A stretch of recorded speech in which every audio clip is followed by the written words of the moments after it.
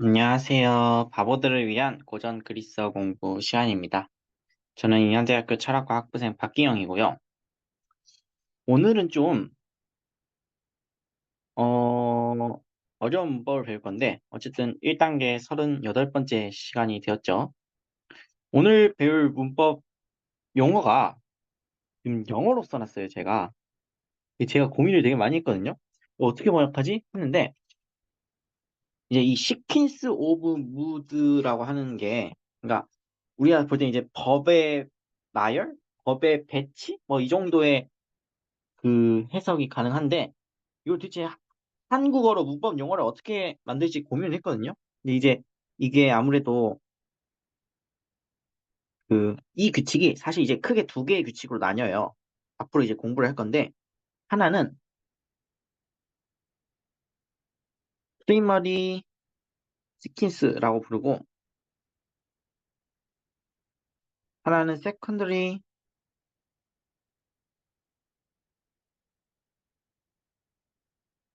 시킨스 이렇게 부르거든요. 그래서 이거를 다른 그리스어 하시는 막 교수님 분들이 책 쓰신 거 있잖아요.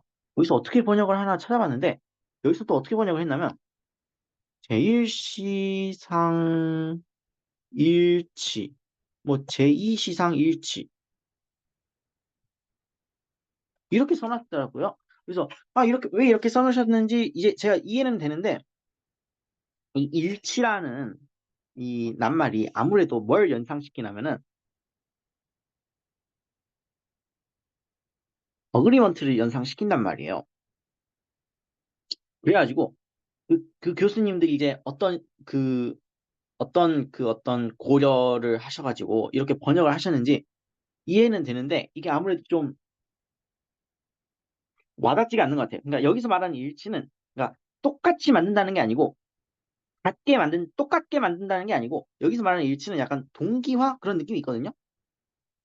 이제 주절과 종속절을 동기화 시켜주는 연결점을 만들어주는 뭐 그런 느낌이 있거든요. 그래서 왜 이렇게 번역을 하셨는지는 알겠지만 이 일치라는 번역어가 좀 난감하다. 다른 번역어를 생각해도 제가 생각해도 이게 번역하기가 좀 그래요. 그래가지고 일단은 이렇게 써놨는데요. 그래서 이제 그냥 일단 냅다 이 영어 단어로 써놨는데 이제 영어 단어에 너무 겁을 먹지 마시고 무드라는 거 하는 거는 어쨌든 결국엔 이제 법이잖아요. 우리 이제 법에 대해서 많은 걸 배웠죠. 뭐 서법이라고 번역할 수도 있어요. 어쨌든 간에 시퀀스가 뭐냐? 뭐 시퀀스 영어 단어의 시퀀스는 굉장히 많은 뜻이 있죠. 뭐 예를 들어 뭐 수열, 순열 어떤 순서가 있는 배치, 나열, 이제 뭐 정열, 뭐 이런 식으로 다양한 뜻들이 있어요. 근데 제가 생각할 때 이 모든 시킨스라고 하는 단어에 있는 뜻은 어떤 느낌을 주냐면 어떤 배열을 하는 건데요. 배열을 하는데 어떤 규칙을 가지고 배열을 하는 거거든요. 그러니까 어떤 규칙 배열을 의미하는 느낌이 제가 생각할 땐 좀 드는 것 같아요. 그래서 서법을 이제 문장 속에다가 배열을 해줄 건데 어떤 규칙이 있어가지고 그 규칙에 맞게 배열을 해야 되는 거예요. 어떤 배치를 해줘야 되는 거예요. 아니면 뭐 나열이라고도 할 수 있죠. 근데 그냥 나열하는 게 예를 들어서 막 아무 생각 없이 막 나열하는 게 아니고 어떤 제한이 있어가지고 그 제한에 맞춰서 배열을 하는 거죠. 그런 규칙에 대해서 이제 말씀을 드릴 겁니다. 궁극적으로 오늘 하려고 하는 얘기가 뭐냐면 문장이 하나가 있는데 이 문장이 이제 뭐 단문일 수도 있겠죠. 단문. 그럼 어때요? 절이 한 개잖아요. 근데 복문일 수도 있어요. 복문 아니면 이제 복합문 이런 경우에는 절이 여러 개란 말이에요. 그런데 이 복문 혹은 이제 복합문에도 종류가 있어요. 절이 여러 개인 것까지는 이제 납득이 되실 거예요. 그러니까 절이 뭐 하나, 뭐 둘, 셋 이렇게 쭉 있을 거라고 납득은 되실 건데 그 중에서도 이제 어떤 절들은 따로 떼어낼 수가 있어요. 그러니까 예를 들어서 나는 밥을 먹고 이거 하나의 절이죠. 너는, 너는 뭐 술을 마시고, 그는 뭐 담배는 별로 좋은 예시 같지 않아요? 건전한 예시를, 술도 원래 건전하진 않은데, 건전한 예시로 바꿀게요. 너는 콜라를 마시고, 그는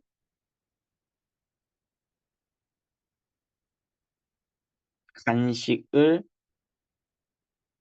먹는다. 이런 문장이 있다고 해볼게요. 이거 복문이에요? 아니에요? 하면은, 당연히 복문이에요. 얘는 지금 절이 하나, 둘, 세 개가 있어요. 근데 이 절들 간에 위계관계가 있어요. 어떤 절은 이 중심을 이루고 다른 절은 약간 곁다리 느낌 뭐 이런 게 있나요? 그렇진 않죠. 지금 이거 순서 바꿔도 아무 문제 없어요. 너는 콜라를 마시고 나는 밥을 먹고 그는 간식을 먹는다. 이래도 상관이 없고요. 또 이제 몇 개를 떼어놔가지고 너는 콜라를 마신다. 이렇게 해도 아무 문제 없죠. 그는 간식을 먹는다. 나는 밥을 먹는다. 이렇게 해도 아무 문제가 없어요. 얘네들은 이제 그냥 복문이긴 하지만 복문 중에서도 최약체라고 할 수가 있어요. 세상에는 이런 복문만 있는 게 아니죠. 어떤 복문은 이 절들 간의 위계관계가 동등하지 않아요. 그러니까 어떤 애들은 이제 주절이라는 게 있고요. 그리고 종속절이라는 게 있단 말이에요.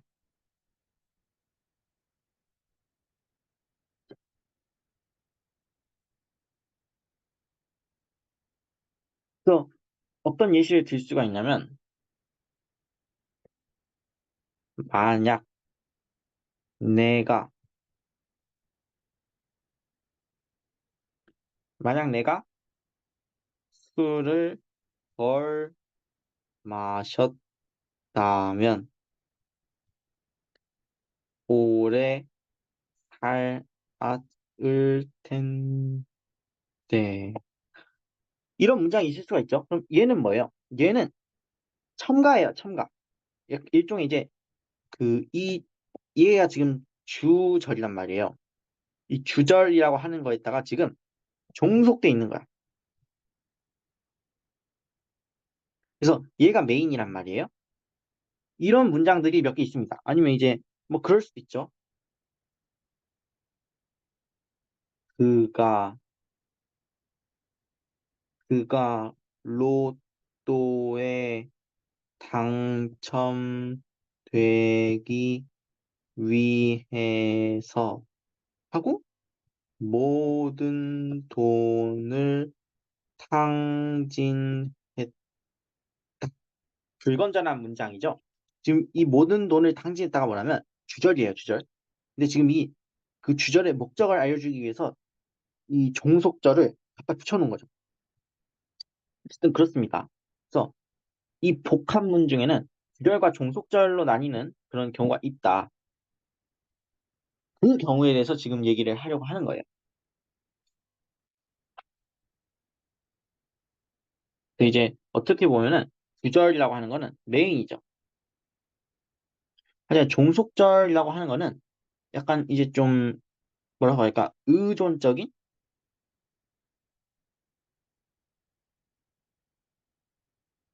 그런 면이 있어요. 당연히 이제 주절은 비교적 독립적이고 그리고 이제 좀 자립적이겠죠. 근데 이 종속절이라고 하는 좀 의존적이에요. 어디에? 주절에 의존적이에요. 여기까지 이제 납득이 되셨을 거예요. 그래서 지금 우리가 주절에다가는 어떤 법을 배치하고 종속절에다가는 어떤 법을 배치해야겠구나 라는 생각을 해보려고 하는 거예요. 근데 여기서 이제 시상에 대해서 갑자기 생각을 해봐야 돼. 시상이라는 게 물론 우리가 이제 7개가 있었어요. 혹은 이제 6개가 있었죠. 미래 완료는 빼고. 근데 얘를 2개로 나눌 수 있었어요. 어떻게 나누냐면 시간의 기준으로 현재 아니면 이제 미래 시간은 타임이에요, 타임. 혹은 이제 과거 시간은 뭐라고 불렀냐면 얘는 제1시상이라고 불렀어요. 여기는 제2시상이라고 불렀어요. 뭐 이제 뭐 용어는 뭐 붙이기 나름이니까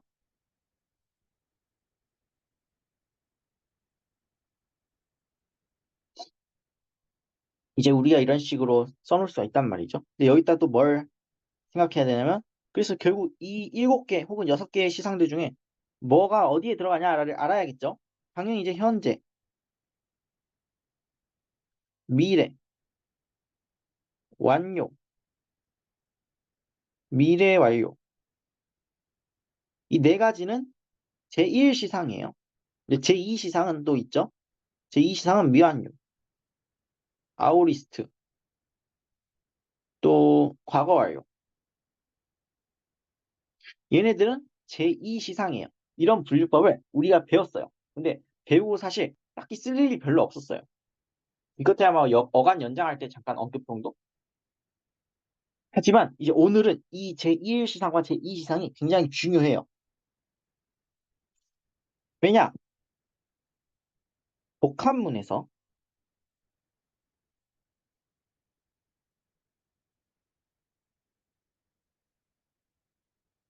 이제 당연히 복합문이라고 하는 것 중에 어떤 경우에는 이제 하나는 이제 그 주절이라는 게 있겠죠. 그리고 당연히 이제 주절에는 주절에 동사가 있을 거예요.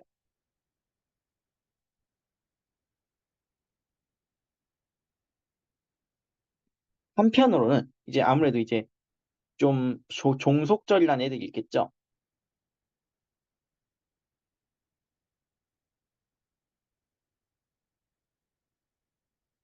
그 종속절에도 종속절은 동사가 있을 거란 말이에요.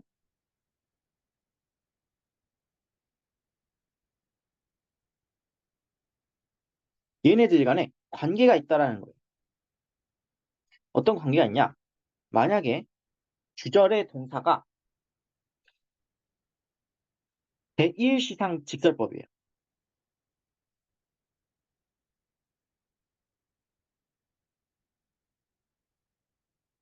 그러니까 예를 들어 제1시상 직설법이라고 하면은 현재도 될 수 있고 미래, 완료, 미래 완료 그 직설법인 거예요. 그런 경우가 하나 있을 것이고 또 어떤 경우가 있냐면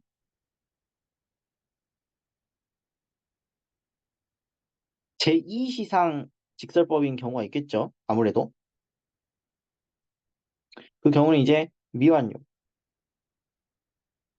아우리스트 아니면 이제 과거 완료 그 직설법인 경우가 있을 거란 말이에요.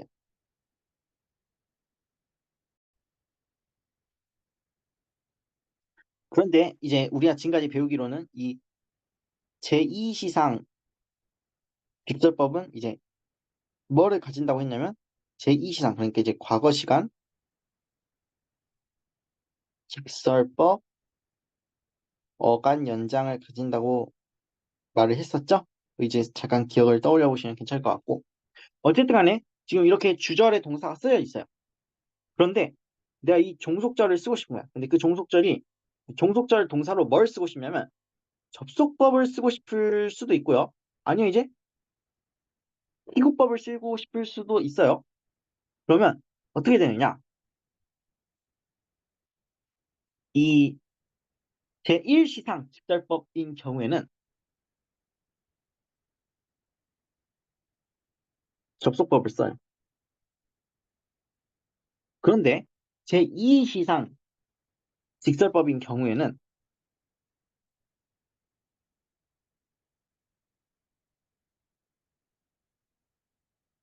희구법을 써요. 물론 우리가 주의를 해야 되는 거는 법을 이렇게 정했죠. 법을 이렇게 정했는데 이 법에도 이제 시상이 또 있을 거 아니에요? 예를 들어 뭐 접속법 같은 경우에는 이제 뭐 현재, 아우리스트, 완료가 있고요. 희육법 같은 경우에는 현재, 미래, 아우리스트, 완료가 있단 말이에요. 어쨌든 뭔가 시상이 있을 거예요. 그 동사 형태에는. 그건 어떻게 결정하느냐? 이제 상을 보고 결정하는 거예요.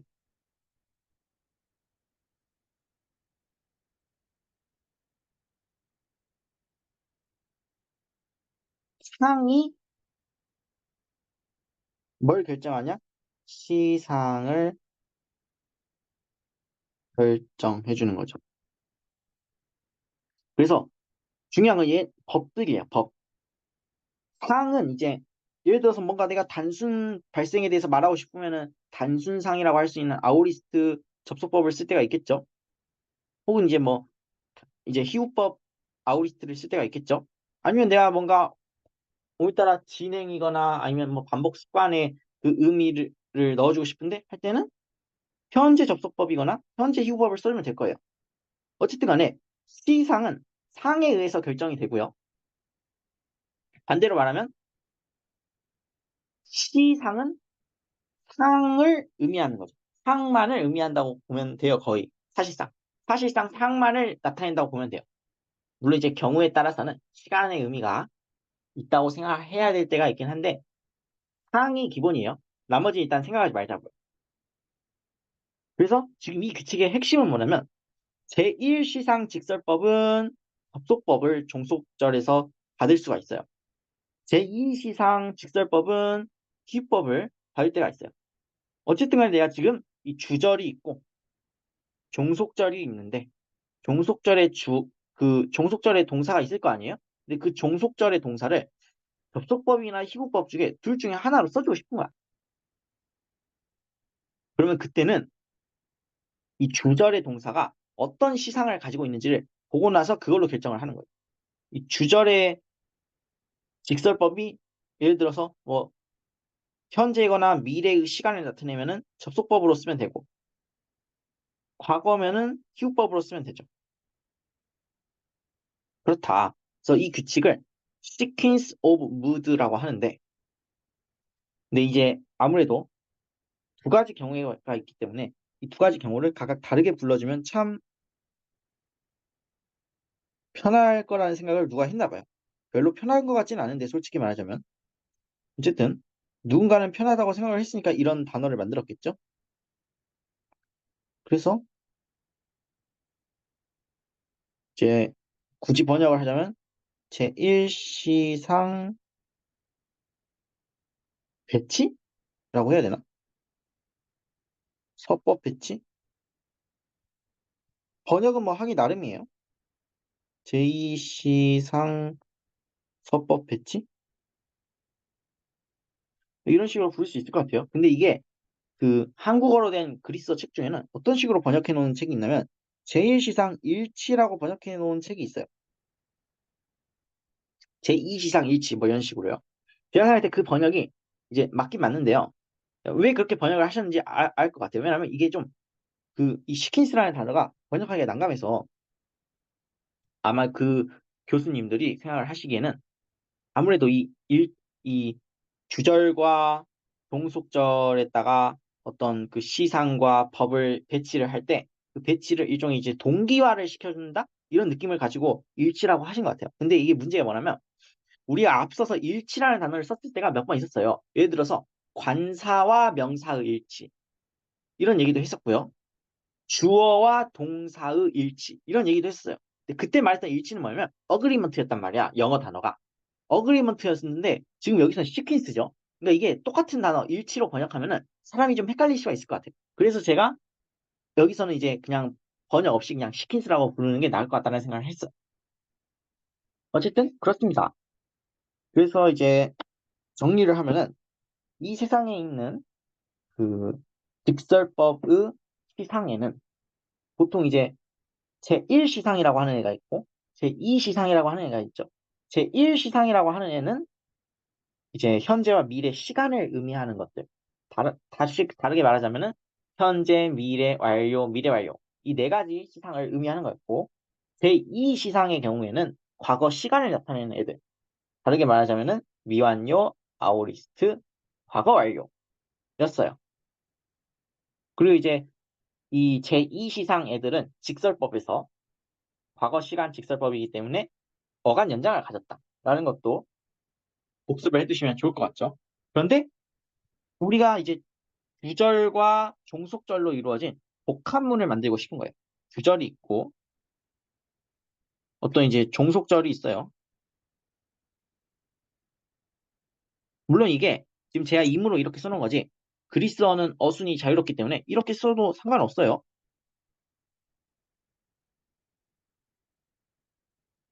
이거는 뭐 그냥 문장에 따라서 다를 거예요. 그러니까 이 주절과 종속절의 앞, 뒤 순서는 달라질 수가 있어요. 그거는 뭐 상관없어요. 어쨌든 간에 주절과 종속절이 있어요. 그래가지고 이제 하나의 문장을 이루고 있는 거지. 이 문장을 이제 우리가 뭐 복합문이라고 부를 수가 있겠죠.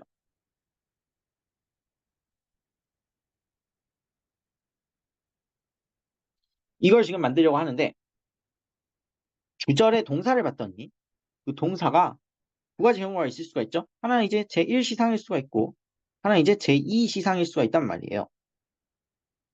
그런데 우리가 지금 이 종속절에다가 접속법을 써주고 싶거나 휴법을 써주고 싶거나 둘 중에 하나를 해주고 싶은 거야. 그러면은 이 경우에는 접속법으로 쓰고 이 경우에는 희구법으로 쓴다. 그리고 이제 이 접속법과 희구법은 물론 당연히 이 접속법과 희구법에도 이제 뭔가 시상이 있을 텐데 이 시상은 에스펙트의 의미를 부여해 주는 거다. 이것도 마찬가지고요. 여기까지만 기억을 해주시면 좋을 것 같아요.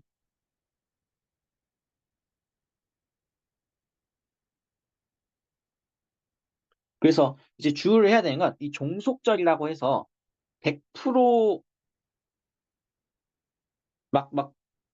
99% 무조건 어떤 접속법이나 희곡법을 가진다? 그건 아니에요.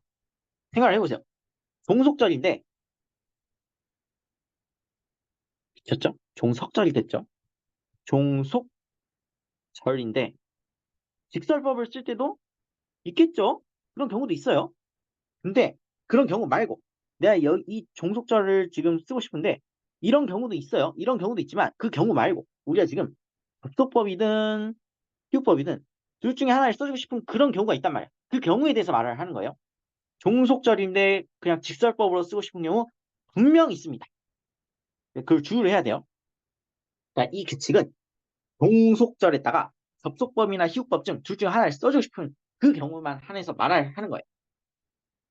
당연히 이제 종속절에다가 그 직설법을 쓰는 것도 충분히 가능하겠죠.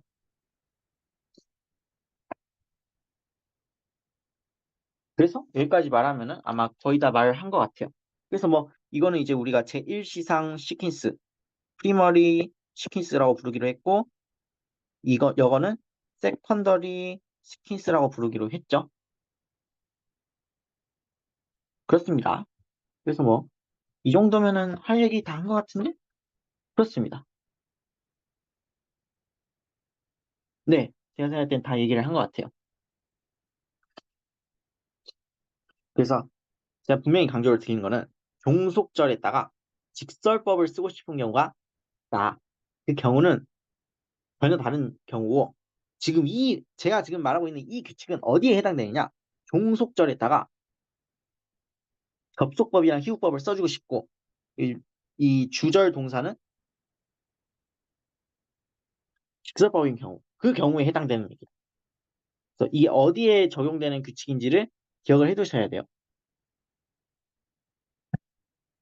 그래서 오늘 내용도 여기서 끝났습니다. 오늘 내용은 솔직히 말하자면 너무 추상적인 내용이기 때문에 이렇게 말하면 이제 이해가 안 되는 게 정상이라고 생각해요. 저는 항상 이런 추상적인 내용으로 갈수록 전혀 이해가 안 되는 게 제가 생각할 때 충분히 정상이에요. 그렇기 때문에 예시를 봐야겠죠? 그 예시는 다음 시간에 이제 우리가 목적절을 배울 건데 그때 이 규칙이 뭘 의미했는지를 제대로 알게 되실 거예요.